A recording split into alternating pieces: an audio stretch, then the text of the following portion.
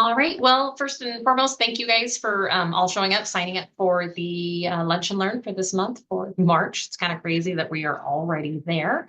What we wanted to do this month was talk to you about our 2025 legislative update, kind of what's going on with this season, who's active, and kind of give everybody an idea of what we are all doing. I don't want to say behind the scenes, but that kind of is what it seems to be. I'd like to preface with it's constant learning. It's a great teamwork and great partnership with everybody. And as we dive into it, I kind of wanted to give you an idea of who's representing the Oregon Fire Marshals Association and a little bit about the legislative process at the same time. So Sean Olson from Clackamas is our chair. He is on with us today and we'll be giving out some information. Tanner Barrington from Medford Fire, Travis Worthington from Eugene Springfield, and then myself are all representing you. So with the Oregon legislative session, it did begin on January 21st of this year. We are in a long session this year, which they say is no longer than 160 days. I can tell you they are very long days. And that happens on odd years, and then even years are a short session of 35-ish days. All of my information, full disclosure, has been stolen off of the website on their oregonlegislative.gov. There's a lot of phenomenal information about how the process works. You can find the bills on there. So there's a lot of great information. I highly recommend you grabbing that, and I will try and put it in the chat in a little bit. So just to let you know, we kicked off the 2025 session with just short of 2,300 bills to review. That was basically on day one. From that point, they've added several more bills. Some have been combined, but it was a kind of an overwhelming process. And if I remember correctly, that's the most bills ever to be presented on the first or to be put out for a legislative session. So with the legislature, and I will tell you, I took a U.S. government class in high school a few years ago, or maybe a few more, and I had to go back and do a lot of understanding research. And so we thought it would be worth, while we have a great system, kind of understanding what we're facing. So with our legislature, we've got the three branches, which is the legislature, the executive branch, and then the judicial branch. All three work together with checks and balances to preserve the power outlined in the Oregon Constitution. So the legislative branch sets the state policy and the budget by making law, and they can only act through the process outlined in the Constitution. So they vote on measures or bills during the session, and then there are the two chambers, the House and the Senate. So it first has to be approved for one side and then sent to the other for approval. The executive branch, so that's going to be more of the rulemaking. So any agency, directive, standard, or regulation, or statement of general applicability, it's not my day, that implements, interprets, and prescribes law or policy. And then the judicial branch, so this is where we're going to get our laws from. It's very plain language, the context of how it was written, and then there's some legislative history in there. So with that, I apologize for the blurry picture. As I said, stole it straight off the internet from the legislative, but it kind of gives an idea of really how big our process is. And so we are doing House bills, which is on the House of Representatives side, and then Senate bills on the Senate side. And then, like I said, they do cross over for approval. So with that, having that understanding of, okay, there's a lot of checks and balances there. You can't just present an idea and it magically becomes law. There is actually quite a few steps to it. So first, you've got to have that topic that is brought forward, whether it's concerned citizen groups, legislatures, Fire Marshals Association. We can take something to our legislature. It then becomes sponsored. They draft it. And then from that point, it goes through the process. So there are quite a few bills, as we talked about that 2,300. Many of those will die before they're ever even seen. Or what we noticed in the very beginning of those 2,300, there would be 3 or 4 that had a very similar concept. And so they'll come together quite often and turn their multiple bills into a single. And then it continues through the process that way. Or somebody will be like, never mind, it's not as good of an idea as I thought, and it will die. So some of the acronyms you're going to hear us, because we do love those in the fire service. SB is Senate bill. SRC is a Senate concurrent resolution. SJR is a Senate joint resolution. HB is House bill. HCR is House concurrent resolution. And then the HJR is a House joint resolution. So they all go through a very similar process, just kind of have a different purpose. So our first one, and this is where I'm going to kick over to Sean, is House Bill 2136. And with this one, as he's kind of coming on, this was really to get more fairgrounds being used as an emergency evacuation site. We recognize they have a lot of space quite often. They've got RV hookups, they've got large buildings, we can evacuate livestock into them. So really just trying to get them more money to get better power systems, better sanitary. And the reason we're watching this and don't have too many concerns is really they're just trying to get them funding. Everything power wise, everything else will go through the permitting process and do the right thing. Ready, Sean? 100%. All righty. Well, thank you. Thanks, Anne Marie. I appreciate it. Before we get started, I want to say a huge thank you to Anne Marie, Travis Worthington, and Tanner Farrington to really help out with this legislative session. As we've learned in the past, in the short session from last year, that was busy in itself. This session is extreme. So this is definitely a team effort. It takes all of us to get eyes on these. It takes a team effort to make sure that we're making comments when appropriate. Making the right appropriate comments is key and has been very critical. The collaboration between us, OSFM, OFCA, OBOA, and all the players has been absolutely critical for the success of this session. Because when we put it on paper, it's golden. So, if we've got our voice and our opinion and we're collaborative with everybody else, I think we have a huge win in having a strong voice this session. So far, so good. We have numerous days ahead of us, but I'm hoping that some of this will start to taper off just a little bit and not be quite so busy. So thanks, Anne Marie. Appreciate it. So House bill, and with these House bills and Senate bills, some of them I'll go in a little more in depth. Some of them we're just going to kind of glance over and skim over, especially on the ones that we've been watching and just more for an awareness. So House Bill 2547, House Bill 2707, and what was the other one for the fire damper? Senate Bill 760. Anne Marie will probably chime in on this one just a little bit more. She had some pretty good conversation with industry on these three bills. But this one at this point seems like it's going to die at the House and not become anything. Anne Marie, so I don't butcher it, can you go ahead and kind of provide a quick detail of what you guys talked about here a few weeks ago? Definitely. So, and this was a great example of working with the Oregon Fire Chiefs Association. Myself and Chief Stewart with Clackamas actually met with one of the, and I apologize, I cannot remember which House bill it was, to talk about it. And the original concept was they're like, hey, we don't feel like dampers are being maintained. There's no standard there. There's nothing. They go into a building, and then that's the end of the discussion. And so we were able to give a great educated side with the no, we do have it in the fire code. This is what we do. So we were able to fill them in on a process they didn't know and understand to kind of help work back through that. So in their mind, they were just trying to help the Oregon Fire Service, not realizing that we had something there. So it sounds like both of these bills have been pulled. They might have some stuff they can do to help back us up. But we said, more than anything, we'd love to have an offline conversation about how we can move forward. This was also a great example of building a relationship with them. They've since offered up, they have a site where they've got smoke dampers. They can teach us all about how they work, what they're looking for, how they're constructed, and they've got a smoke lab that we could go through. So we're hoping we can coordinate with them to get some training. So we were able to do two things. We were able to build a brand new relationship with an organization we didn't really have one with, do some education on what our side of the job is, and hopefully get some more understanding education on theirs, and possibly a new training opportunity. So like I said, this was a great example of finding a partnership that we can make work, while also removing a bill that would start kind of enforcing a code that we already have in place. So, and our ultimate goal through everything we're doing is we want the code to be able to do the work, so that we're not put into a corner. Thank you. Appreciate it. Next slide. Oh yeah, I've got the power. You got the power. All right. This would be the same thing. So go ahead. Next slide. This one is where we did provide a letter of support. This is really geared towards our schools, and providing the installation of panic alert devices that wouldn't be drive against the Oregon Fire Code, but will be in support. So we did provide some testimony on this in support of this House bill, and yeah. So we'll see where this one goes. We'll watch it and see if it's going to be voted upon and passed. And with a lot of these bills, while we do provide support letters, whether support or opposing. We're going to keep track and make sure what the vote ends up becoming of that particular bill. So we'll definitely report out on that. So next slide.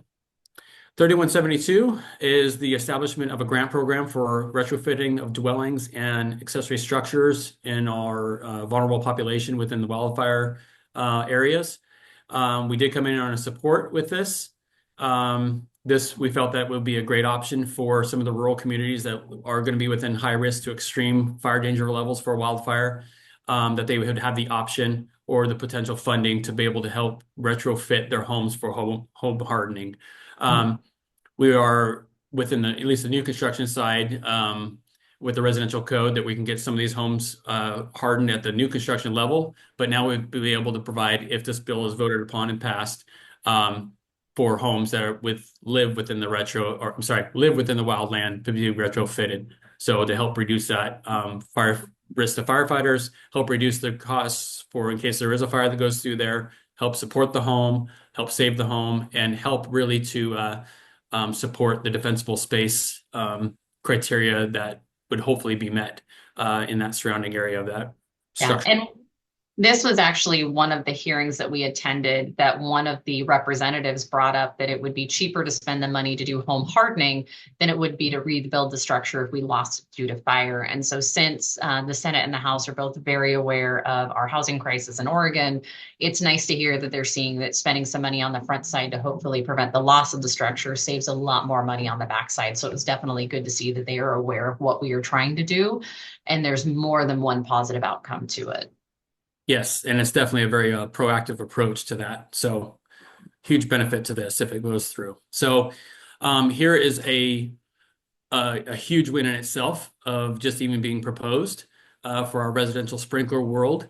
We looked at this very closely, definitely came in as support, as well as our stakeholders, partners with OFCA and FSA. This would be where if we have a residential fire sprinkler system, that the system development charges wouldn't be imposed on the upgrading of that water meter through water purveyors. There's been some amendments to this, and the amendments are the way it currently stands. I think it's a -3 amendment that we just recently received. I apologize if I'm butchering that. It's either a -2 or -3. That if the home was built with, say, a smaller meter and it needs to be upgraded to a larger meter due to the residential sprinkler system, that this system development charges wouldn't be added to that extra cost. So this still has yet to be voted upon, but we're hopeful that it will pass through, and there will be a huge win for our residential fire sprinkler advocacy that many of us have done for the last 20 plus years. Talking with BCD, this did come about 2014, 2013, with huge opposition. When we went down there and listened in on this bill, and we did testify on behalf of this bill, we had great support. Even the Oregon Home Builders Association came in with support. So this was, in our world, a huge win. So it'd be great to see this to go through. All right. So part of the reason this slide came in is there's several things going through on the House and the Senate side, and they keep using the term firefighter. And so as we were initially reading some of these bills, the committee had some concerns, because when we hear firefighter, we think of the traditional, right? Our coworkers that are working on the engine, they're working on the medic, and the prevention side of the house is often forgotten, for lack of a better term. And so we did some deep diving on that. Spoke with Chief Ruiz Temple, Chief McGrew, and then also Carl Koenig from the Oregon State Firefighters Council, to ensure that when we are talking about our retirement, they're talking about the firefighters' retirement, they're talking about possible post healthcare, things like that. We just wanted to make sure that the fire prevention side of the house was covered. And so this is actually a definition out of the ORS. And so the green highlighted section: an employee of the state fire marshal whose primary duties include fire investigation, fire prevention, fire safety, and fire control or suppression. So while it does say an employee of the state fire marshal, since we are technically a subset or their designee, that's where we fall into this place. And so we are covered. So when we're talking about the PERS retirement for firefighters, that includes the prevention side of the house. So we just wanted to let you know that we had some concerns about that. But through a deep dive, we were able to confirm that when they're talking about the firefighters' retirement, they are talking about police fire, which does include us. So, Thank you, Anne Marie.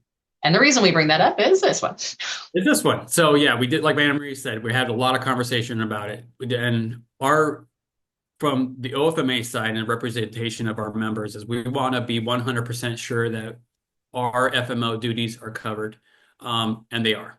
So some of you probably have already known that, but we just wanted to confirm it because there was a lot of bills that were coming in that we started to question and started to second guess. So HCR2 was one of them. This one, we did provide neutral comment with that concern, but come to find out, we are covered. So again, it was just making sure we checked the box, and we're speaking for our fire marshal people across the state. So as of now, let's see, this bill did pass, which is a good win for firefighters and protective equipment for any cancer-causing chemicals within those turnouts. So that's a huge win. And there's a couple other bills that you'll see as well regarding PFAS that I'm pretty sure are going to pass through the House and become law. So next slide. And then actually the fun fact about HCR is it's one of the first ones we've been watching that's already gone through completely on one side. And it passed with like 57 yay votes, 2 abstains, and 0 nays. So there was no concern about this one. They pushed it right through, which is, again, good news for us because they are caring about our health and well-being. Senate Bill 49. That's been a hot topic this week. Senate Bill 49, our concern with this one is there are proposals currently, -1 amendment that states because right now we have fire agency representation on the Oregon Structures Board. Currently the amendment that's being proposed is fire agency or fire protection engineer.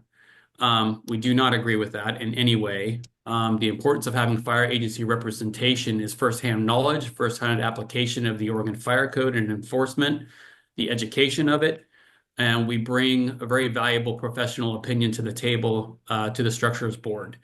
The way we see it and the way this is written is we could be ruled out and replaced by a fire protection engineer. That's a big no.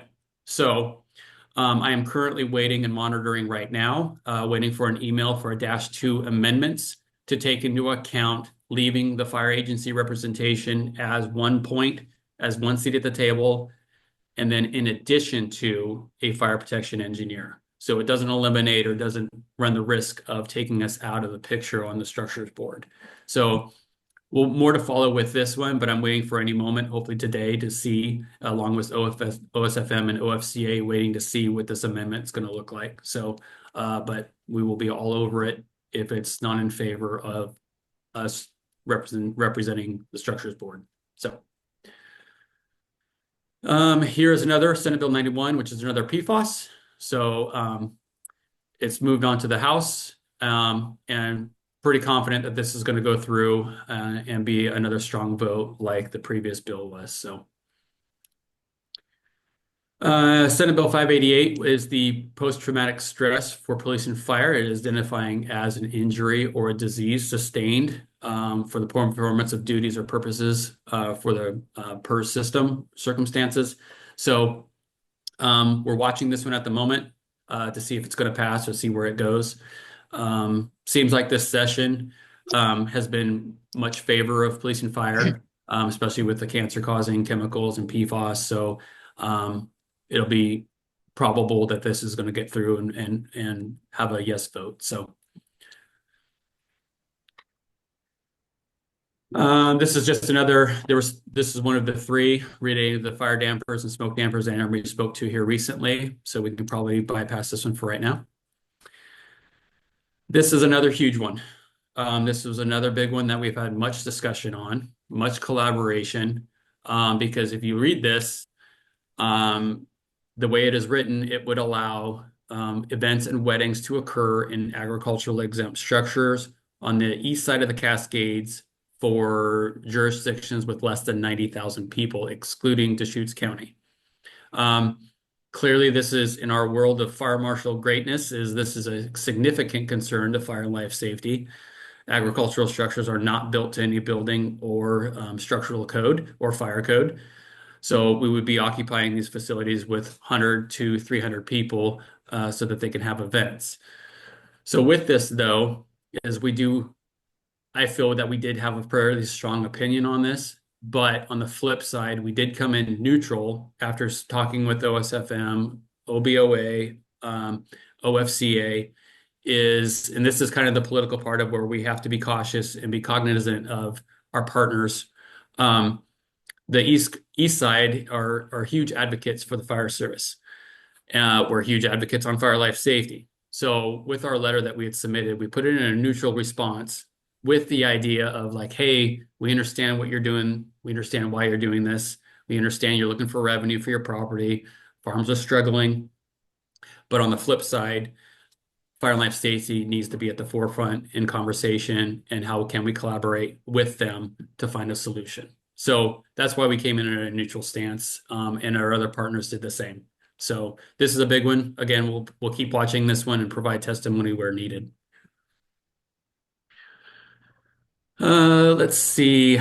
This was just a language alignment with being Oregon State Fire Marshal's office now being Department of the State Fire Marshal. So some cleanup language. So we just provided some in-person support on this. And this is actually this afternoon at 1 o'clock. These next three are this afternoon at 1. So we're going to be down at the state. Anne Marie and I are going to be there to support OSFM. 862 would establish the Oregon Fire Code as the base state adopted code. We did provide letters of support back in February. One thing with this is I want to make sure that jurisdictions know and are aware that you would still have the ability to amend the current adopted fire code. And you still have that option. So this is not be taking away that ability to make amendments to the state adopted code, and still gives you that authority. So that's critical on that bill. 863, cost recovery. So especially for fires that we're seeing across the state that are a significant issue, especially ones that may have been intentionally set. This would give the ability for OSFM to go conduct some cost recovery and recoup some of those expenses for these multi-million-dollar fires that are occurring. Next. This one is, we're kind of watching this right now. Carl Koenig has provided comments to this. Carl is a very huge advocate for our firefighters, and especially when it comes to age requirements for collecting PERS retirement. He has submitted some comments, so if you do have interest in jumping onto the state legislator's website, you could pull SB 902 up and take a look at that. So this, I believe also too, Anne Marie, please correct me if I'm wrong, this also really addresses and takes a look at the OPSERP individuals' retirement, yes, because as Tier 1 is done, Tier 2 is next up in retirement, and now the bigger group is the OPSERP group. So I'm not going to pretend I know a whole heck of a lot about this, but this is, I think, would be a huge benefit. So please take a look at it if you get a time. Yeah, no, and this is actually, it's a great one. I am OPSERV, so I got excited because it could knock 3 years off my retirement, especially. And so the big thing is you do have to have the 25 years of service for the 50. So it makes it very similar to Tier 2. So that was kind of one of the wins for us. It's just that cost to the state that they're having a hard time with. But we will definitely be watching this one. Thank you. Let's see, 5538 is just a budget bill for OSFM. We did provide support for OSFM. So this one's pretty straightforward. And SRC 24 is honoring firefighter Brian Flowers of Gresham Fire. He passed away in 2023 due to occupational leukemia. Anne-Marie, didn't you mention earlier this would be possibly adopting a highway in his behalf of his name? That was my understanding from, okay. Yes. So, and this was yesterday. We did attend, or a few of us did. Very emotional, very hard to, sit there and be cold-hearted when you've got the wife explaining what a wonderful man he was. So Gresham Fire, you were very well represented by your organization, by the whites. This is one of the good sides, kind of the warm, fuzzy, and heartbreaking at the same time.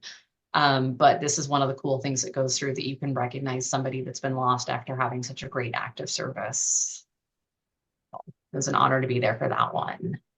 And then kind of as we wrap up into this, so what's next? We are not quite a third of the way through this legislative season. Today is day 50. So there's only 115 more days to go. One of the things we would ask is if you have any interest in either assisting with the legislative process, if you read something, have some concerns, have some questions, please feel free to reach out to myself, Sean, Travis, or Tanner. We can definitely drop our information in the chat. Or like I said, if you reach out to OFMA, they can forward it on. But definitely we want to be accessible. Like I said, we're always looking for people to be more involved.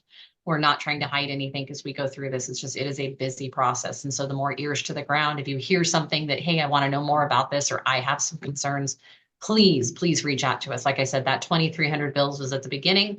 They're still adding new stuff in every day. So right now we're kind of in that spot. There's a whole bunch happening. Because we have our first deadline, things will slow down a little bit and then they're going to pick right back up. So we need everybody's ears to the ground as we go through this. We're just trying to make sure that everything goes through due process, and that we, as the Oregon Fire Service, and that includes the volunteers, the fire service directors, the chiefs, we're all trying to make sure that we have this great partnership. We're watching each other's back. There's constant communication and just really trying to make sure that the fire service is represented as a united front. Sean? If I forgot to mention earlier, and I apologize if this is redundant, we are meeting. We meet every Mondays at 12:15 with OSFM and OFCA as check-ins to see what's on the agenda for that week, see what's on the agenda for that day, just to make sure that we're all accountable for all these bills and make sure we get our comments in as appropriate. We also meet on Tuesday mornings. OFMA group meets on Tuesday mornings with OSFM to do the exact same thing. So it's kind of double dipping. But we all feel that the level of importance with this is extreme. And as we learned last year, it's very fast moving. We don't want to miss the mark. So I think we're doing an excellent job on staying top of it, collaborating with our partners, working well together, even when we do agree and disagree. I think we're building relationships up extremely well. And we definitely have a voice at the table from representing the fire service. And I mean that with all of us. So OSFM, OFCA, we are all there. So we have a very strong front with this. So please, like Anne-Marie's saying, just let us know if you have any questions, any concerns. You can listen into any of the legislative sessions. If you jump on the Oregon Legislature website, sometimes it's a little bit difficult to navigate, but we can help out with that if you want. We can send out through Bill Tracker, a spreadsheet, so you guys can see what we are currently tracking for the rest of this session. It's constantly changing, but we can at least get a snapshot or some idea of what we're going to be looking at over the next couple months. So that's all I've got, and thank you everybody for attending. Yes. No, thank you. Just a couple of other things. We will be scheduling our April Lunch and Learn. It is possibly going to fall on the third Thursday. We're kind of working through that right now, and that is going to be Chief Mark Johnson with OSFM talking about fireworks.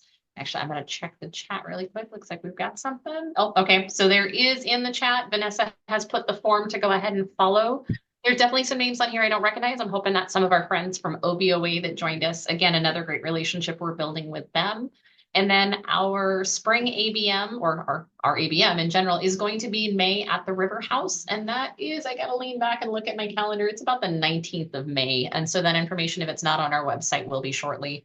We've got kind of a dual track of classes with a lot of things happening. So again, just trying to give everybody the biggest bang for their buck, keep the education going and keeping you informed.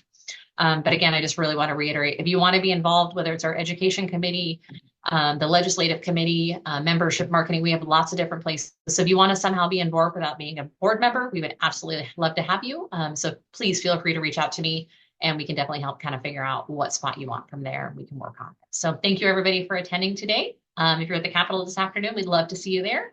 Otherwise, we'll see you again soon.